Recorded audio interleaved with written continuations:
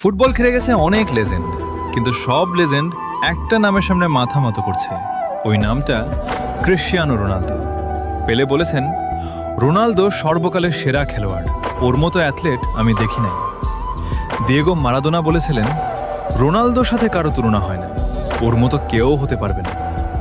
Zidane বলেছেন, Ronaldo আমার দেখা সর্বকালের সেরা খেলোয়াড়, ওর মেন্টালিটি অবিশ্বাস্য। রোনালদিনহো বলেছেন, রোনালদো ফুটবলটাকে অন্য লেভেলে নিয়ে গেছে, আমি ওকে সম্মান করি।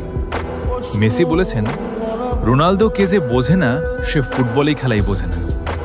নেইমার বলেছেন, রোনালদো একজন কিংবদন্তি, তার খেলা দেখলে যে কেউ তার প্রেমে পড়বে। এমবাপ্পি বলেছেন, রোনালদো আমার আইডল, ছোটবেলা থেকেই তাকে দেখে খেলা শিখেছি, আমিও তার মতো হতে চাই। কাকা বলেছেন, Ronaldo great of all time god, এবং তার সাথে কারো তুলনা হয় না, সে